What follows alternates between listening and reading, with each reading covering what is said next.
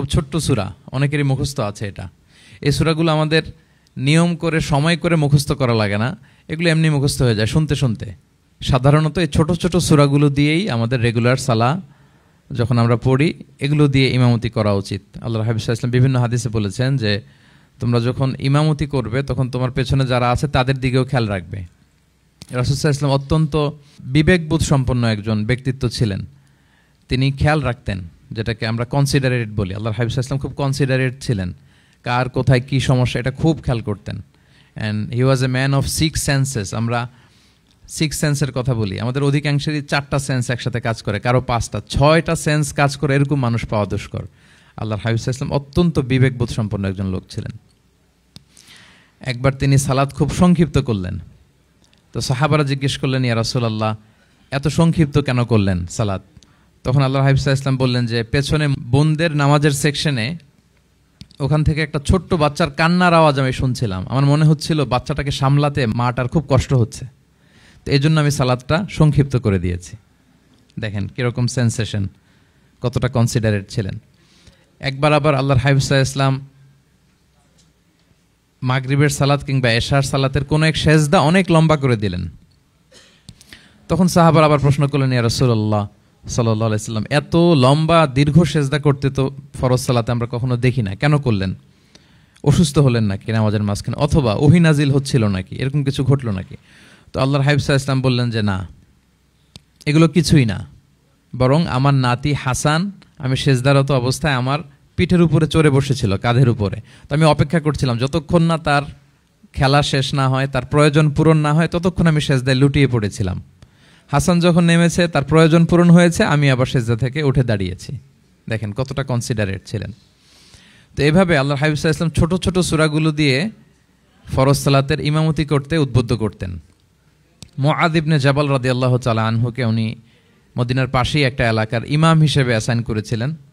তো ওই এলাকার লোকজন ছিল শ্রমজীবী, ওট দিয়ে তারা পানি নিয়ে খেজুর বাগানে পানি সিঞ্চন করত। সারাদিন পরিশ্রম করে ওনারা সালাতে অংশগ্রহণ করত। তো একবার উনি মাগরিবের সালাতে সূরাতুল বাকারা তেলাওয়াত শুরু করলেন। কোরআনের সবচাইতে ছোট সূরা নাকি সবচাইতে বড় সূরা, 286 আয়াত বিশিষ্ট সূরা। তো ওনারা ছিলেন ক্লান্ত, শ্রান্ত, পরিশ্রান্ত। কেউ কেউ বিরক্ত হয়ে, ক্লান্ত হয়ে নামাজ ছেড়ে দিয়ে একা একা নামাজ পড়ে ফেললেন। পরে আল্লাহর হাবিব সাল্লাল্লাহু আলাইহি ওয়াসাল্লামের কাছে যে তারা অভিযোগ করলেন যে, ইয়া রাসূলুল্লাহ আপনি যে ইমাম পাঠিয়েছেন উনি তো এমন কাজ করেছে, সূরা বাকারা উনি ধরেছে মাগরিবের সালাতে। রাসূল সাল্লাল্লাহু আলাইহি ওয়াসাল্লাম খুবই ক্ষিপ্ত হলেন, রাগান্বিত হলেন এবং মুআয ইবনে জাবাল রাদিয়াল্লাহু তাআলা আনহুকে ডেকে পাঠালেন। ডেকে তিনি বললেন, আফাত্তানুন আনতা ইয়া মুআয। লিটারালি ফাত্তান শব্দটা ব্যবহার করেছেন যে, মুআয তুমি কি সমাজে ফিতনা ছড়াচ্ছ?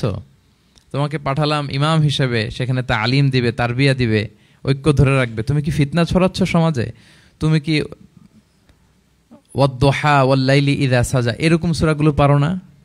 সাব্বিহ ইসমা রাব্বিকাল আ'লা এগুলো তোমার মুখস্থ নাই?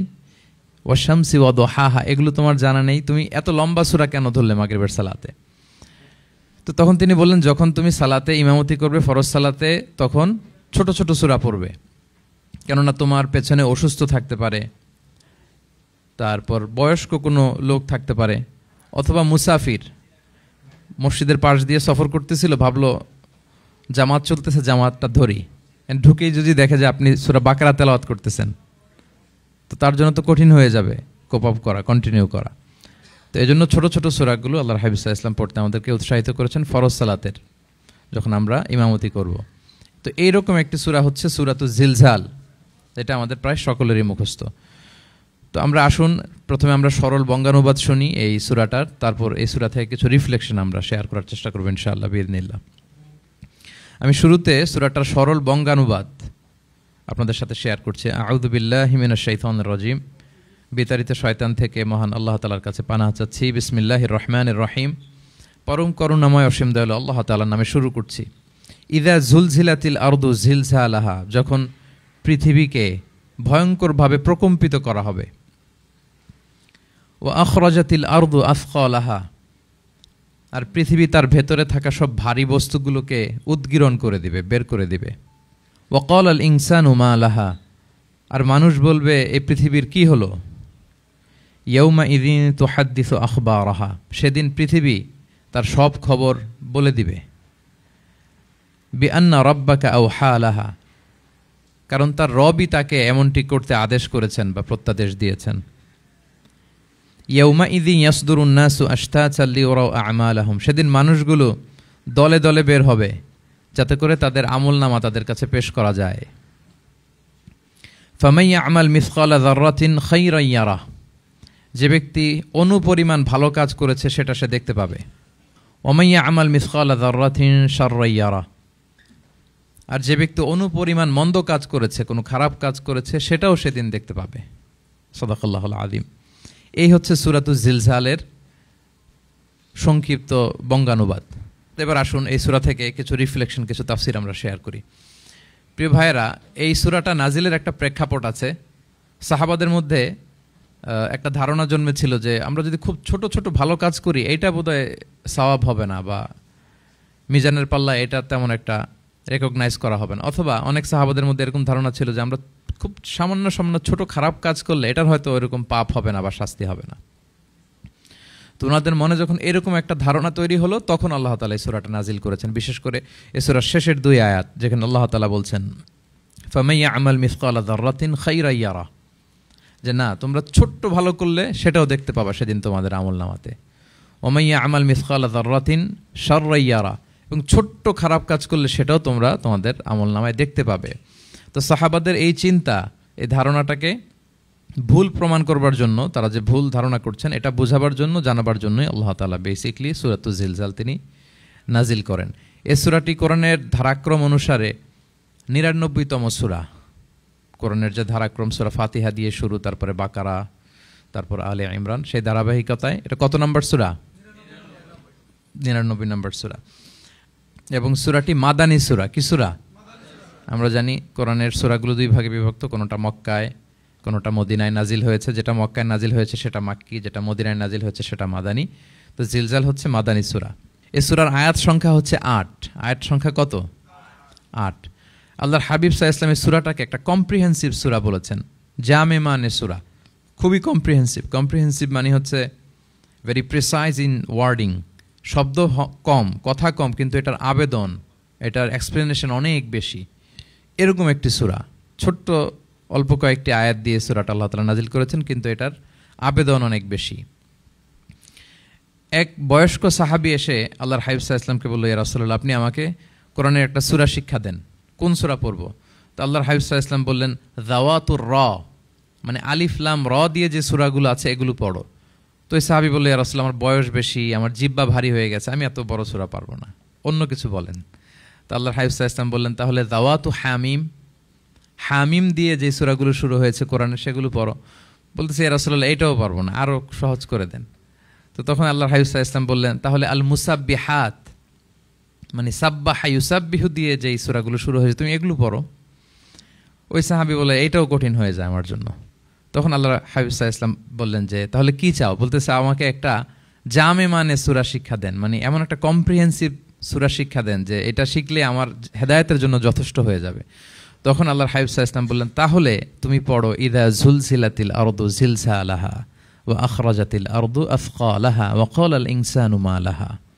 তুমি সূরাতুল জিলজাল তেলাওয়াত করো। তখন থেকেই সাহাবী এই সূরাতুল জিলজাল তেলাওয়াত আরম্ভ করলেন। উনি বললেন যে আমি আর বেশি কিছু পড়ব, শুধু এটাই পড়ব। সাহাবাদের মধ্যে অনেকের এরকম খুব সহজ সরল মানসিকতা ছিল। তো উনি বললেন যে এটাই পড়ব। তো রাসূল সাল্লাল্লাহু আলাইহি ওয়াসাল্লাম বললেন যে কোনো সফল ব্যক্তিকে যদি কেউ দেখতে চায় তাহলে এর দিকে তাকাও, দেখো কত সহজ সরল, কত চমৎকারভাবে সে এই বার্তাটা গ্রহণ করেছে যে আমি জীবনে শুধু এটাই পড়ব। তো সূরাতুল জিলজাল হচ্ছে একটা কম্প্রিহেন্সিভ সূরা, সূরাতুন জামিআ। এটা হচ্ছে সূরার একটা ফজিলত, এটা আমরা জানলাম। আবার আল্লাহর হাবিব সাল্লাল্লাহু আলাইহি ওয়াসাল্লাম সূরাকে কোরআনের অর্ধেক বলেছেন। আল্লাহর হাবিব সাল্লাল্লাহু আলাইহি ওয়াসাল্লাম ইরশাদ করেছেন, ইযা যুলজিলাতিল আরদু তা'দিলু নিসফাল কোরআন।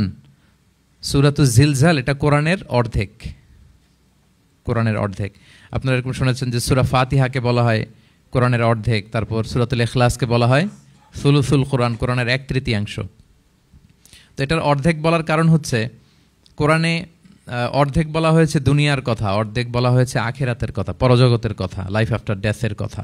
তো যেহেতু এই সূরাটা আখিরাতকে কাভার করে, তাই সেজন্য কেমন যেন এই সূরাটা পুরো কোরআনের অর্ধেক।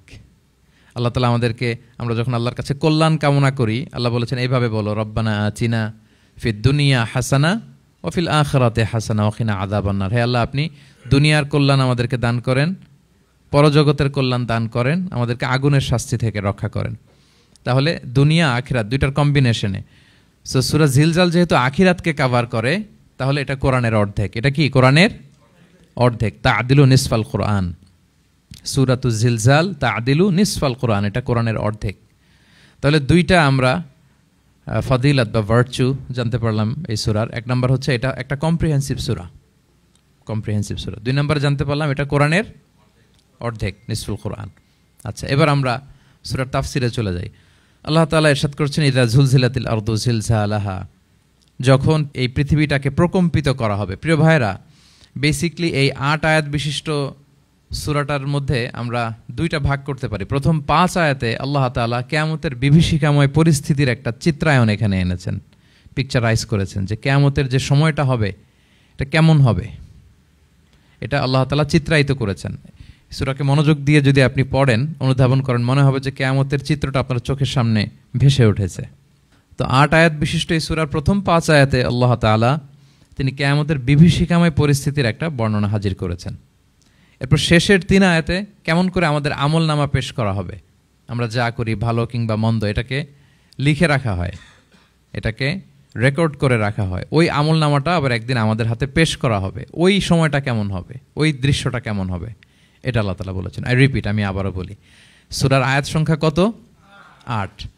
তো প্রথম 5 আয়াতে আল্লাহ তাআলা কিয়ামতের বিভীষিকাময় পরিস্থিতির বর্ণনা দিয়েছেন, আর শেষের 3 আয়াতে আমাদেরকে যে আমাদের আমলনামা পেশ করা হবে তার একটা চিত্র তুলে ধরেছেন। এবার মোটামুটি সহজ হয়ে আসছে না ব্যাপারটা? আচ্ছা, তো প্রথম 5 আয়াতে আল্লাহ তাআলা কিয়ামতের চিত্রায়িত কিভাবে কেমন করে করলেন, চিত্র হাজির করলেন। আল্লাহ বললেন যে ইযা জুলজিলাতিল আরদু জিলজালাহা, যখন পৃথিবীকে ভয়ঙ্করভাবে প্রকম্পিত করা হবে, পুরো পৃথিবীটাকে একটা ঝাঁকুনি দেয়া হবে। এই সূরার নামই হচ্ছে ঝাঁকুনি দেওয়ার সূরা, ঝাঁকুনি। জিলজাল মানে হচ্ছে শেকিং, আর্থকোয়েক, ভূমিকম্প, ভূকম্পন। ভূমিকম্পের সাথে পরিচিত না সবাই? এক্সপিরিয়েন্স হয়েছে কারো ভূমিকম্প? নাকি ঘুমায় থাকার সময় হয়? সব সময় হয়েছে? হ্যাঁ, মাঝে মাঝে আমরা এক্সপিরিয়েন্স করি আর্থকোয়েক, ভূকম্পন। পৃথিবী কেঁপে ওঠে, এটা একটা ন্যাচারাল ফেনোমেনা। পৃথিবীর মাটির নিচে অনেক কিছু থাকে, এগুলো নড়ে চড়ে উঠলে পৃথিবীটাও কেঁপে ওঠে। নানা কারণে ভূকম্পনটা হয়। পৃথিবীর ভেতরে অনেকগুলো শিলার স্তর আছে। আমরা যেরকম মাটি দেখি, পুরো পৃথিবীটা জুড়েই কিন্তু এরকম মাটি নয়, অনেক শিলা আছে, রূপান্তরিত শিলা, পাললিক শিলা, আগ্নেয়গিরির শিলা। এই শিলাগুলোর মধ্যে ডিসপ্লেস হলে পৃথিবী কেঁপে ওঠে।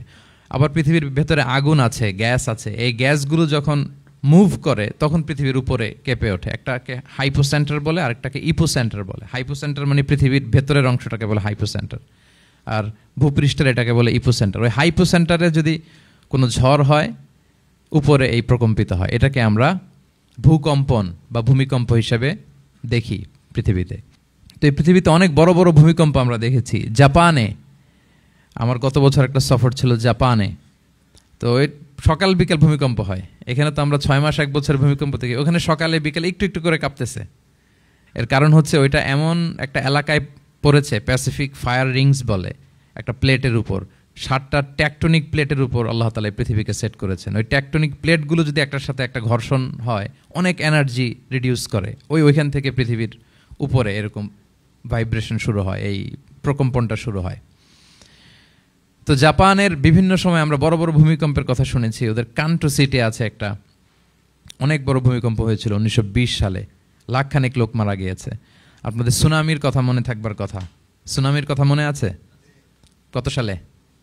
2004 সালে। এই ভূমিকম্পে পুরো একটা মহাদেশ কেঁপে উঠেছিল, দ্য এন্টায়ার এশিয়া, পুরো এশিয়াটা কেঁপে উঠেছিল। এটাকে আন্ডারসি মেগাথার্স্ট আর্থকোয়েক বলে।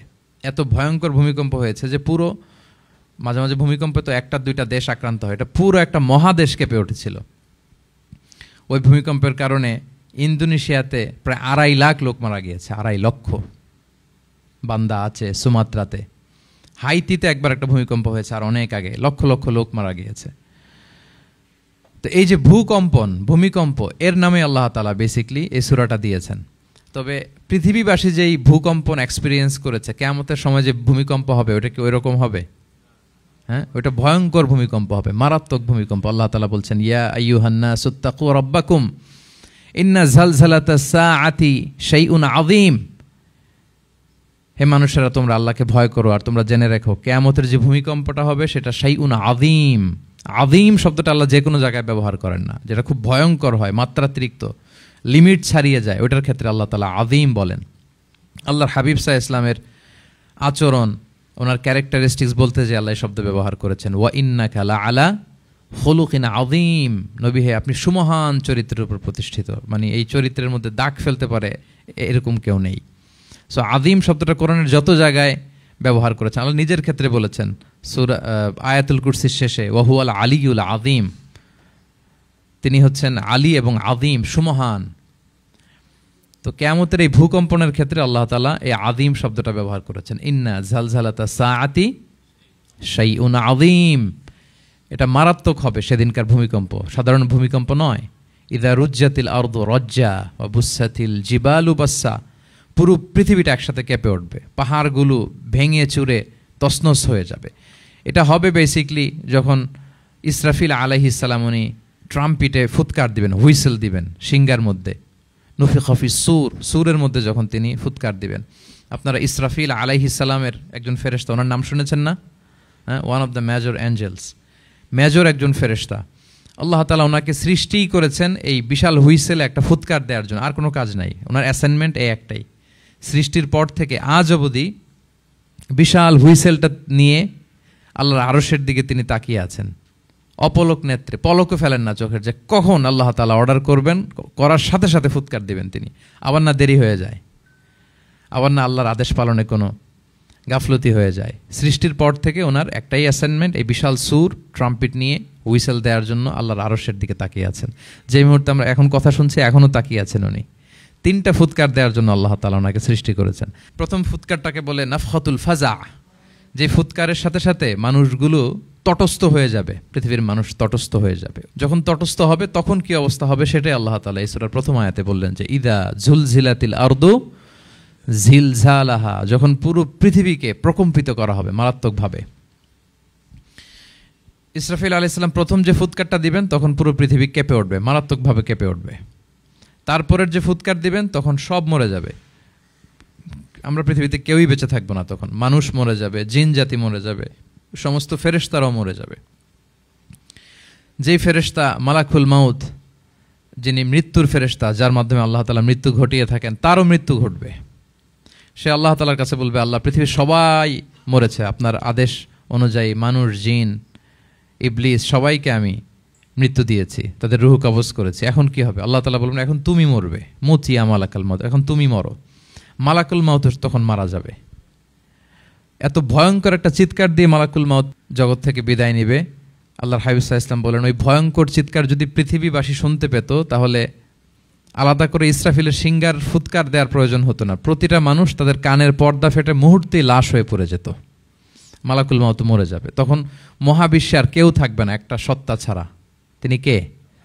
আল্লাহ সুবহানাহু ওয়া তাআলা। সূরাত আর-রহমানে আল্লাহ তাআলা চমৎকারভাবে বলেছেন, কুল্লু মান আলাইহা ফান ওয়া ইয়াবকা ওয়াজহু রাব্বিকা যুল জালালি ওয়াল ইকরাম। পৃথিবীতে যা আছে সব নিঃশেষ হয়ে যাবে একমাত্র তিনি ছাড়া। তিনি হচ্ছেন অব্যয়, অক্ষয়, অবিনশ্বর, চিরঞ্জীব, শাশ্বত। এরপর কেউ যখন থাকবে না, আল্লাহ তাআলা ইসরাফিল আলাইহিস সালামকে আবার জীবিত করবেন, তখন তিনি সর্বশেষ হুইসেলটা দিবেন, আবার জীবিত হয়ে তিনি লাস্ট 3 নম্বর হুইসেলটা দিবেন। লাস্ট হুইসেলটা যখন দেয়া হবে তখন জমিন থেকে সব মৃত লাশগুলো আবার জীবিত হয়ে দাঁড়াতে শুরু করবে। মিনহা খালাকনাকুম ওয়া ফিহা নুঈদুকুম ওয়া মিনহা নুখরিজুকুম তারাতান উখরা, মাটি থেকে বানিয়েছি, মাটির কবরে তোমাদের পাঠিয়েছি, আবার মাটি থেকে তোমাদেরকে উত্থিত করা, আবার সবাই উঠবে। এই 3টা হুইসেল দেওয়ার জন্য আল্লাহ তাআলা সাইয়েদনা ইসরাফিল আলাইহিস সালামকে সৃষ্টি করেছেন। তো ওনার প্রথম হুইসেল দেওয়ার পরে কি অবস্থা হবে, কি রিয়াকশন হবে, ওইটা আল্লাহ তাআলা সূরাতুল জিলজালের প্রথম আয়াতে বললেন, ইযা জুলজিলাতিল আরদু জিলজালাহা, যখন পুরো পৃথিবীটা প্রকম্পিত হবে, মারাত্মকভাবে প্রকম্পিত হবে। ওয়া আখরাজাতিল আরদু আফকালাহা, আর যখন জমিন তার ভেতরে থাকা ভারী বস্তুগুলোকে উদ্গীরণ করে দেবে, বমি করে বের করে দেবে, ভমিটিং করবে বা নিক্ষেপ করবে। পৃথিবীর ভেতরে কি আছে? তাফসিরে এসেছে আল মাউথা ওয়াল কুনুজ, অর্থাৎ মৃত ডেড বডিগুলো, সেই আদম আলাইহিস সালামের সময় থেকে শুরু করে কিয়ামত পর্যন্ত পৃথিবী সব ডেড বডিগুলোকে ধারণ করে তার ভেতরে, তাই না? জীবিতদেরকে ভূপৃষ্ঠ উপরে ধারণ করে আর মৃতদেরকে জমিন তার পেটের ভেতরে ধারণ করে। তো আখরাজাতিল আরদু আসকালাহা, জমিন ভারী বস্তুগুলোকে উদ্গীরণ করবে, তাহলে সব ডেড বডিগুলোকে তখন বের করে দিবে। আর কুনুজ যত আছে, মিনারেলস, যত খনিজ পদার্থ আছে পৃথিবীর ভেতরে, স্বর্ণ, যত মিনারেল আছে, ইউরেনিয়াম থেকে শুরু করে যত গ্যাস আছে, প্লাটিনাম আছে, যা আছে, আগুন, অগ্নিকুণ্ড, সব কিছু জমিন বের করে দিবে। মারাত্মক এক বিস্ফোরণের মধ্য দিয়ে জমিন সব কিছু উদ্গীরণ করে বের করে দিবে। তাহলে দেখেন, কিছুটা সামহাও আপনাদের সামনে চিত্রায়িত হচ্ছে না কিয়ামতটা কেমন হবে? যদি একটু কল্পনা করেন, যেভাবে আল্লাহ তাআলা বলছেন যে ইদা জুলজিলাতিল আরদু জিলজালাহা, পুরো পৃথিবীটা প্রকম্পিত হবে। ওয়া আখরাজাতিল আরদু আসকালাহা, জমিন তার ভেতরের বস্তুগুলো বের করে দিবে, ভারী বস্তুগুলো, অর্থাৎ ডেড বডি এবং যত খনিজ পদার্থ আছে সেগুলো। ওয়াকাল আল ইনসানু মা লাহা, মানুষ বলবে পৃথিবীর হলো কি? What's happening? কি হচ্ছে, কি হলো পৃথিবী এরকম কেন করতেছে? যে আয়াতটা বলেছিলাম যে ইন্না জালজালাতাস সাআতি শাইউন আযীম, সেখানে আল্লাহ তাআলা বলছেন ইয়াউমা তারাউনাহা তাযহালু কুল্লু মুরদিআতিন আম্মা আরদাআত ওয়া তাদউ কুল্লু যাতি হামলিন হামলাহা ওয়া তারান নাসা সুকারা ওয়া মা হুম বিসুকারা ওয়ালাকিন্না আযাবাল্লাহি শাদীদ। মানুষের ফার্স্ট রিঅ্যাকশন কি হবে এই আর্থকোয়েকের পরে? এই আয়াতে চমৎকারভাবে আল্লাহ তাআলা বলছেন। আল্লাহ বলছেন যে পরিস্থিতিটা এত ভয়ঙ্কর হবে, কারণ এরকম ভূকম্পন তো পৃথিবীবাসী দেখেনি। এত মারাত্মক ভূমিকম্প হবে যে দুধ খাওয়াচ্ছে এরকম মা তার দুধের বাচ্চার কথা ভুলে যাবে। আল্লাহু আকবার। দেখেন এখানে উপমাটা কীরকম। সাধারণত দুধের বাচ্চার প্রতি মায়ের আলাদা একটা টেক কেয়ার থাকে, মানে তাকে রেখে এদিক সেদিক যায় না, গেলেও চোখে চোখে রাখে, বা কোথাও গেলেও অন্যকে বলা যায় তুমি একটু দেখো। কি এরকম করে না? দুধের বাচ্চা তো সে খুবই ছোট বাচ্চা, তার আলাদা কেয়ারের প্রয়োজন হয়, এক্সট্রা কেয়ারের প্রয়োজন হয়। তো দুধ খাওয়ায় ব্রেস্ট ফিডিং মাদার কখনো তার বাচ্চাকে চোখের আড়াল করতে দেয় না বা চায় না। আল্লাহ বললেন যে তখন পরিস্থিতি এত ভয়ানক হবে যে নিজের দুধের বাচ্চার কথাই মা ভুলে যাবে।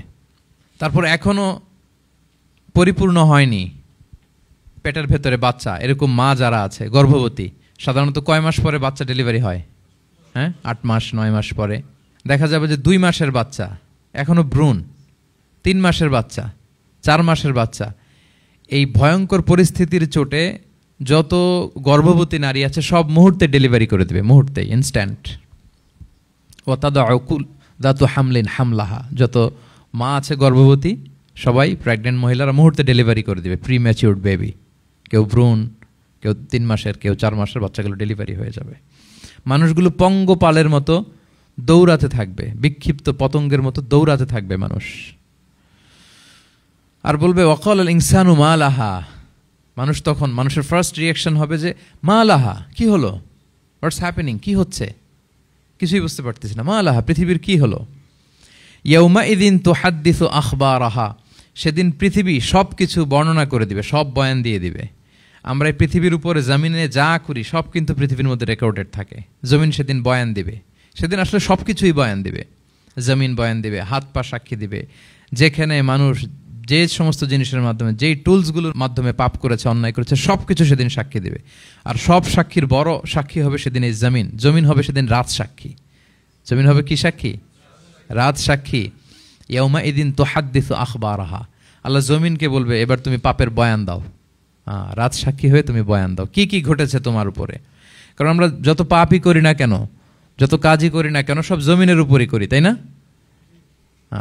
তো জমিন সেদিন বয়ান দিবে, সাক্ষী দিবে। ইয়াউমা ইদিন তুহাদ্দিসু আখবারাহা। জমিন কিভাবে সাক্ষী দিবে, জমিন কিভাবে কথা বলবে? আল্লাহ তাআলা বলছেন বিআন্না রাব্বাকা আওহা লাহা, কারণ তার রব জমিনকে সেদিন কি করেছে? আদেশ করেছে, প্রত্যাদেশ করেছে। আল্লাহ তাআলার আদেশে জমিন সেদিন কথা বলবার সুযোগ পাবে, সব বয়ান দিবে, কি কি হয়েছে জমিনের ভেতর, কি কি অন্যায় হয়েছে, কি কি পাপ হয়েছে, কি কি সংগঠিত হয়েছে, সব ধরে ধরে জমিন সেদিন বর্ণনা করবে। তাহলে প্রথম 5টা আয়াত আমরা বলে ফেললাম, যে প্রথম 5টা আয়াতে কিয়ামতের বিভীষিকামী পরিস্থিতির একটা পিকচারাইজেশন পাইছেন আপনারা? ভয় লাগতেছে আপনাদের? ভয় লাগতেছে? সেদিনকার পরিস্থিতি কেমন হবে খুব সংক্ষিপ্ত পরিসরে একটা বর্ণনা আমাদের সামনে আসছে না, এই 5 আয়াতে চলে আসছে। কিন্তু ভয়ঙ্কর হবে সেই দিনটা, কেউ কাউকে চিনবে না। ইয়াউমা ইয়াফিরুল মারউ মিন আখিহি ওয়া উম্মিহি ওয়া আবিহি ওয়া সাহিবাতিহি ওয়া বানিহি লিকুল্লি ইমরিইম মিনহুম ইয়াউমা ইযিন শা'নুন ইউগনি। ভাই ভাইকে দেখে পালাবে, পরিচয় দিবে না। বন্ধু বন্ধুকে দেখে পালাবে, স্বামী স্ত্রীকে দেখে পালাবে, প্রিয়তমা স্ত্রীকে পরিচয় দিবে না, কলেজের টুকরা সন্তানকে পরিচয়, কেউ কাউকে চিনবে না। সবাই নাফসি নাফসি, সবাই নাফসি নাফসি। কোনো পোশাক ছাড়া বস্ত্রহীন হয়ে উঠবে। আম্মা জান আয়েশা রাদিয়াল্লাহু তাআলা আনহা বিষ্ণু ইসলামকে বলবেন, ইয়া রাসূলুল্লাহ, তাহলে মানুষ কি লজ্জিত হবে না বস্ত্রহীন অবস্থায় উঠলে? তখন রাসূল সাল্লাল্লাহু আলাইহি ওয়াসাল্লাম বললেন, লিকুল্লি ইমরিইম মিনহুম ইয়াউমা ইযিন শা'নুন ইউগনি। প্রত্যেকের এমন একটা ভয়ঙ্কর অবস্থা হবে যে তার গায়ে কাপড় আছে কি নাই, সে কীরকম অবস্থায় আছে এটাই সে ভুলে যাবে। মানে ওই টেন্ডেন্সিই তার থাকবে না, এত ভয়ঙ্কর হবে সেদিনটা। সেই ভয়ঙ্করতম দিনে আল্লাহ তাআলা আমাদেরকে হেফাজত করুক। আল্লাহর হাবিব সাল্লাল্লাহু আলাইহি ওয়াসাল্লাম বলেছেন, সে ভয়ঙ্করতম দিনে আল্লাহর সুশীতল আরশের নিচে 7 শ্রেণীর লোকজন ছায়া পাবে। ওই 7 শ্রেণীর অন্তর্ভুক্ত যেন আমরা হতে পারি, আল্লাহ তৌফিক দান করুক। সম্মানিত ভাইয়েরা, তাহলে সূরা জিলজালের 8 আয়াত বিশিষ্ট সূরার প্রথম 5 আয়াত আমরা কভার করলাম। আমরা বলেছি যে প্রথম 5 আয়াতে আল্লাহ তাআলা কিয়ামতের বিভীষিকাময় পরিস্থিতির বর্ণনা দিয়েছেন, সেটা গেল। পরের 3 আয়াতে কি নিয়ে আলোচনা করা হয়েছে বলেন তো দেখি, মনে আছে কিনা? হ্যাঁ, আমল কিভাবে পেশ করা হবে, আমল নামা, সেটা নিয়ে আল্লাহ তাআলা বলেছেন। আল্লাহ তাআলা শুরু করছেন, আল্লাহ বলছেন যে ইয়াউমা ইযি ইয়াসদুরুন নাসু আশতাতা, সেদিন মানুষগুলো দলে দলে বের হবে, দলে দলে এসে বের হবে। কেন? লিউরাউ আমালাহুম, যাতে করে তাদের আমল নামা তাদেরকে দেখানো যায়। তার মানে কি করেছি সেদিন আমল নামা আমরা দেখব। ইয়াউমা ইযি ইয়াসদুরুন নাসু আশতাতাল লিউরাউ আমালাহুম, যাতে করে তাদের আমল নামা তাদেরকে দেখানো যায়। তার মানে সেদিন আমরা আমাদের আমল নামা দেখব, কি করেছি না করেছি সব সেদিন সে আমল নামায় থাকবে। তো আমল নামাটা 2 ভাবে দেয়া হবে, হাদিসে এসেছে, কোরআনের আয়াতও এসেছে। নেককার লোকদের আমল নামা ডান হাতে দেয়া হবে, সামনের দিক থেকে। আর পাপাচারী, সীমা লঙ্ঘনকারী, জালিমদের আমল নামা পেছন থেকে বাঁ হাতে দেয়া হবে, পেছন থেকে এনে বাঁ হাতে। আর নেককারদের সামনে থেকে ডান হাতে। আল্লাহ তাআলা যেন আমাদেরকে ডান হাতে আমল নামা দান করেন।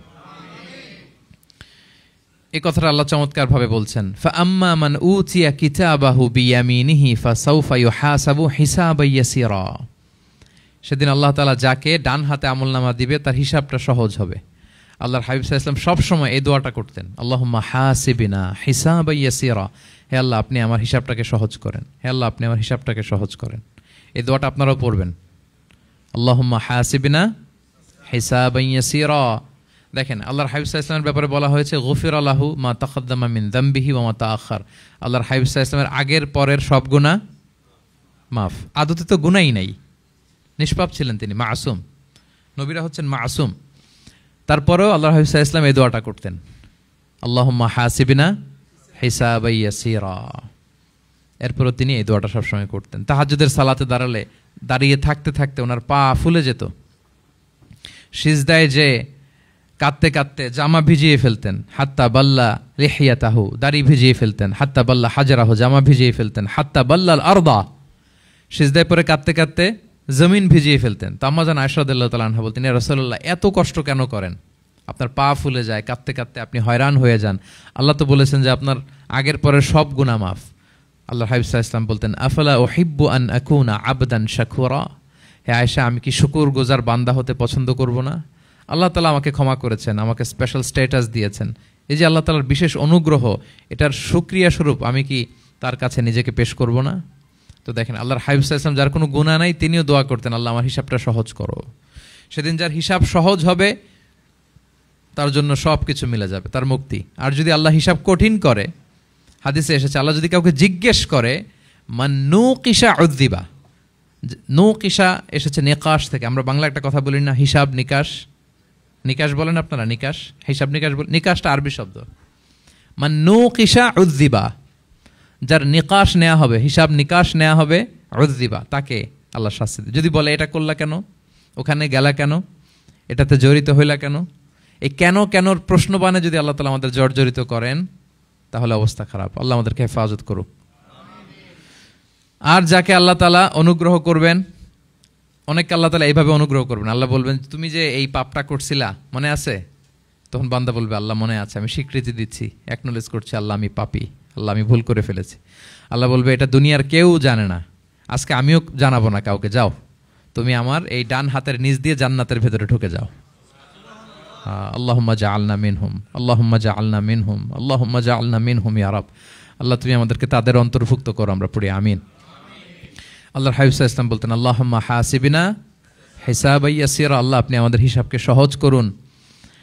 ফাআম্মা মান উতিয়া কিতাবাহু বিয়ামিনিহি, তাহলে হিসাব সহজ হবে কাদের? যাদেরকে আল্লাহ কোন হাতে আমলনামা দিয়েছেন? ডান হাতে। ফাসাউফা ইউহাসাবু হিসাবান ইয়াসিরা, তাদেরকে সহজভাবে হিসাব নেওয়া হবে।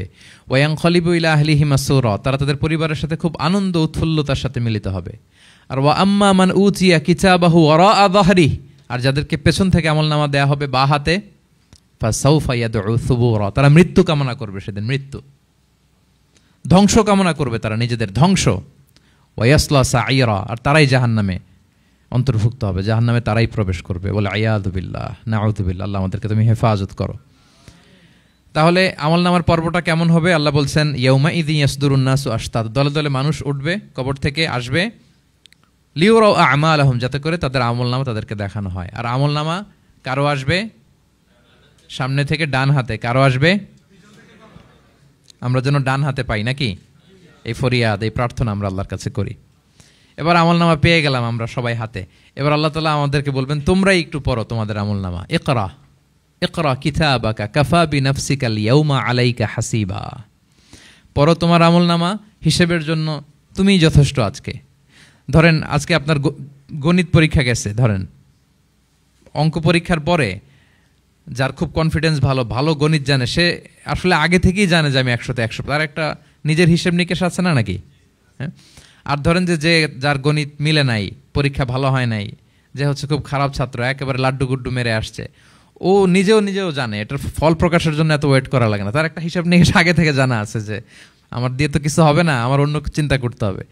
ফলাফল রেজাল্ট আসে নাই, কিন্তু সে নিজেও জানে যে সে 00 পাবে। আর যে গণিতে খুব ভালো, হ্যাঁ, সব তার গণিত মিলে গেছে, রেজাল্টের আগে থেকেই সে জানে যে আমার 100 থেকে 100 কেউ এটা থামাতে পারবে না।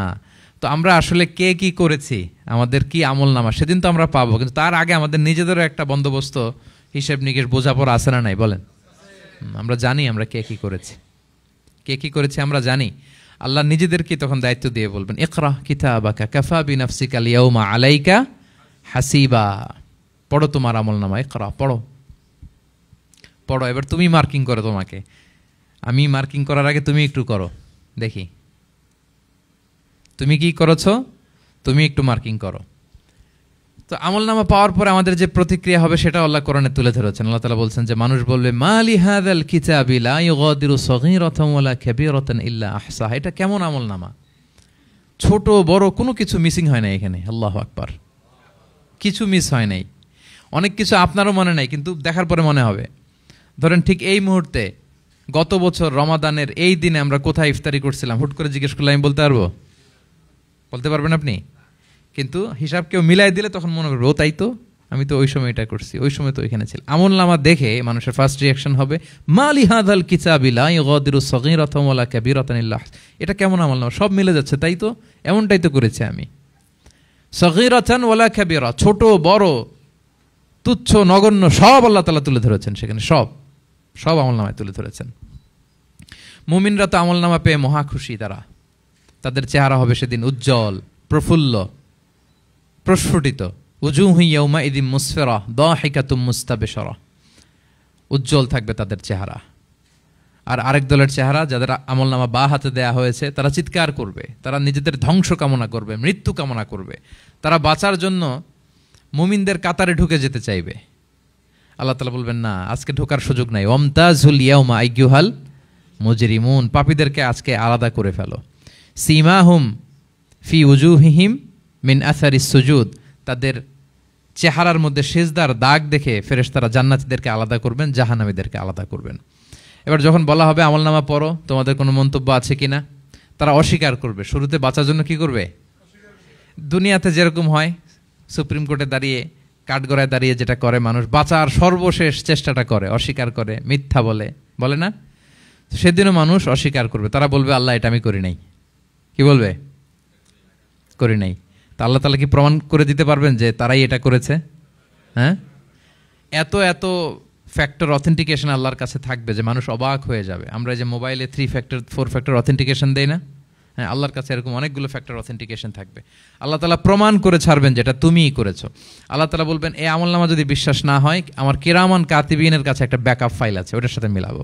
কিরামান কাতিবিনা ইয়ালামুনা মা তাফআলুন, তোমরা যা করেছো সব তারা জানে, সব লিখে রেখেছে। কিরামান কাতিবিনের ব্যাকআপ ফাইল আনার পরে দেখা যাবে যে আমলনামা হুবহু একেবারে পাই টু পাই মিলে গিয়েছে। তারপরও তারা অস্বীকার করবে, বলবে যে আল্লাহ আমরা করি নাই, তোমার ফেরেশতারা ভুল করে লিখছে। এরকম নানা ধরনের অজুহাত, নানা ধরনের মিথ্যাচার তারা করতে চাইবে। আল্লাহ তাআলা তখন বলবেন যে ওয়াকুল্লা ইনসানিন আলজামনাহু তাইরাহু ফি উনুকিহি ওয়া নুখরিজু লাহু ইয়াউমাল কিয়ামাতি কিতাবান ইয়ালকাহু মানশুরা। আমাদের এই যে গ্রীবা লগ্নে আমরা যা করি সব কিছুর একটা ব্যাকআপ ফাইল আছে এখানে, সেদিন আল্লাহ তাআলা সেখান থেকে বের করবেন আমাদের আমলনামা। আল্লাহু আকবার। এই যে আমরা যা বলি এখানে রেকর্ড হয়ে যায়, এই জায়গাটাতে, এই গলার এইখানটাতে আল্লাহ রেকর্ড করে রাখেন। এবং সেদিন এখান থেকে আল্লাহ তাআলা একটা প্রিন্ট আউট বের করে দেখাবেন যে এই দেখো তোমার আমলনামা, কিরামান কাতিবিনের আমলনামা ব্যাকআপ ফাইল, এই যে তোমার এখানে গ্রীবালগ্নে আমি যেটা রেখেছি সেভ করে, এটাও মিলে যাচ্ছে। এরপর মানুষ অনেকে বিশ্বাস করবে না। ফিঙ্গারপ্রিন্ট দিয়ে আল্লাহ তাআলা মিলাবেন। দুনিয়াতে আমরা বায়োমেট্রিক অথেন্টিকেশন করি না, এটা আয়াহসাবুল ইনসানু আল্লাহ নাজমা ইযামা বালা কাদিরিনা আলা আন নুসাউইয়া বানানা। কারো ফিঙ্গারপ্রিন্টের সাথে কারোটা মিলে না, অস্বীকার করার কোনো সুযোগ থাকবে? এরপরেও অনেকে বিশ্বাস করবে না, এরপরও অনেকে মানতে চাইবে না। আল্লাহ তাআলা আজবুজ জানাব থেকে আরেকটা কপি বের করবেন। আমাদের প্রত্যেকের ব্যাকবোনের নিচে কক্সিক্স আছে, ট্রায়াঙ্গেল, ছোট্ট একটা হাড্ডির কণা, আমাদের যে শিরদাঁড়ার একেবারে নিচে, এটাকে হাদিসের ভাষায় বলে আজবুজ জানাব। ইন্নাফিল ইনসানি আযমান, মানুষের দেহে একটা ছোট্ট হাড্ডি কণিকা আছে, লা তাআকুলুহুল আরদু আবাদা, জমিন কখনো ওই হাড্ডি কণিকা খেতে পারে না। ওমিনহা ইউরাক্কাবুল খালকু ইয়াউমাল কিয়ামা, কিয়ামতের দিন সেখান থেকে সৃষ্টিকে আবার তোলা হবে, সেটার সাথে আল্লাহ তাআলা মিলাবেন, সেখান থেকেও প্রমাণিত হবে।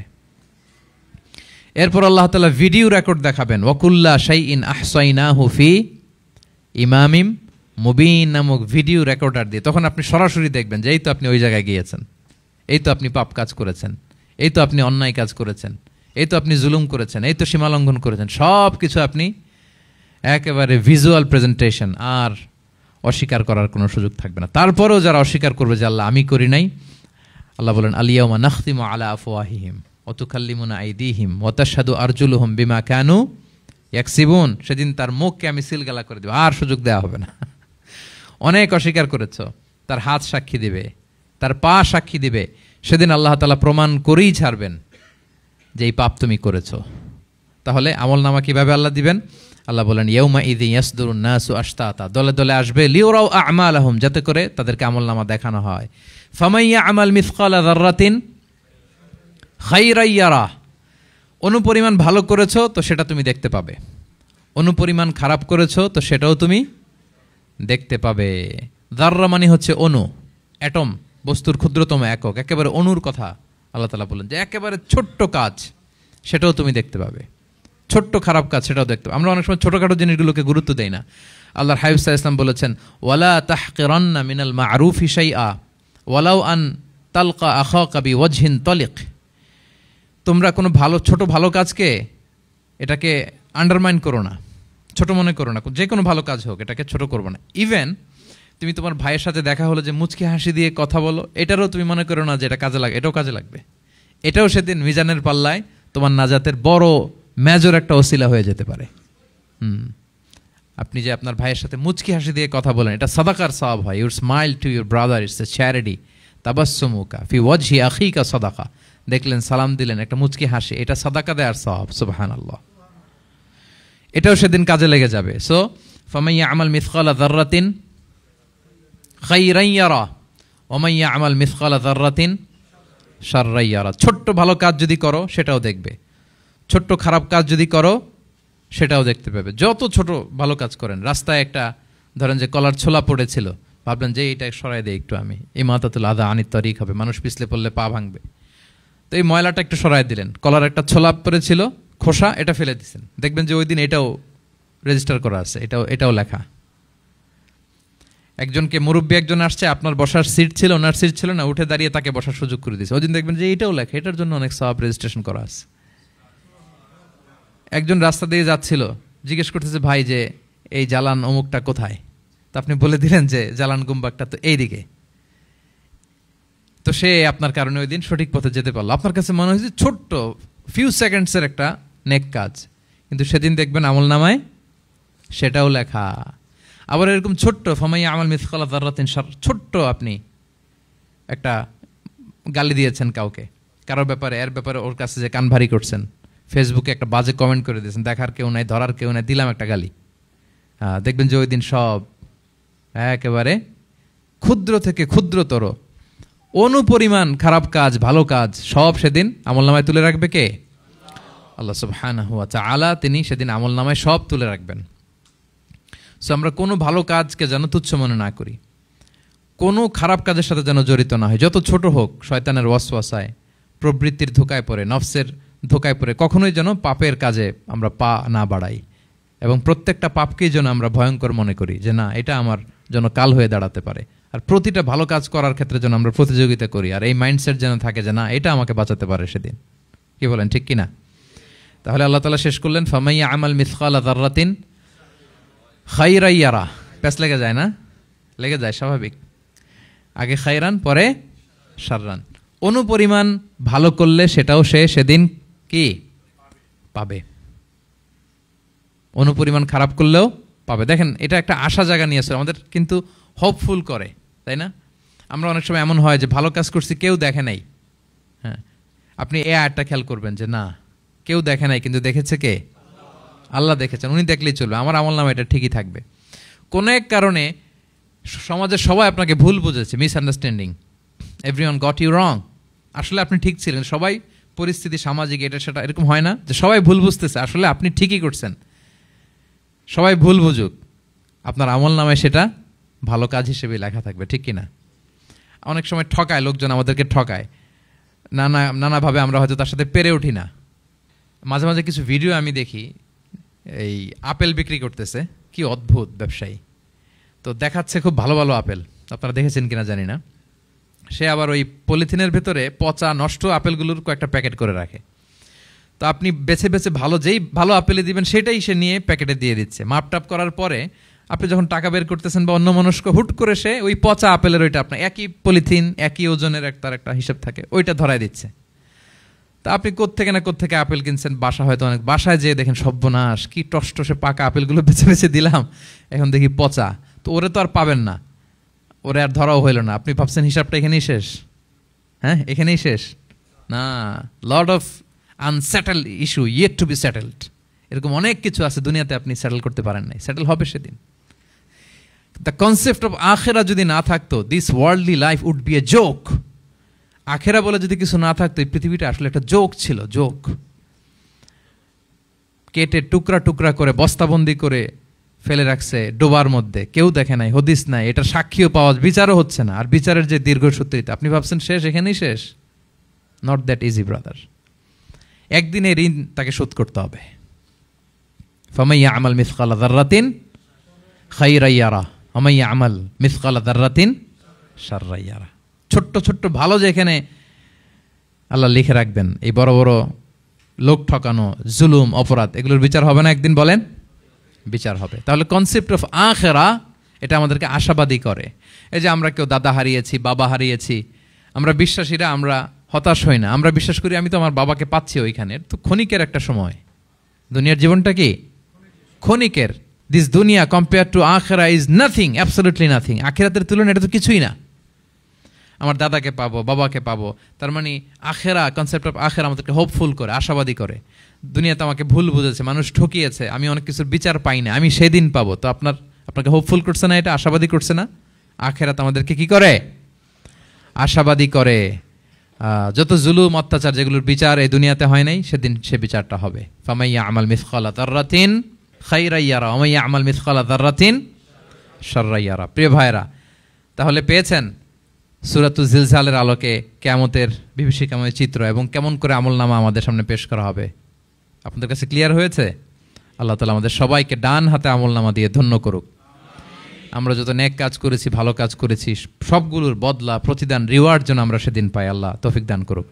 আল্লাহ আমাদেরকে কোনো হিসাব ছাড়া বিনা হিসাবে জান্নাতে হিসেবে কবুল করুক। আল্লাহ তাআলা আমাদের সবাইকে কথাগুলো বোঝার ও আমল করার তৌফিক দান করুক।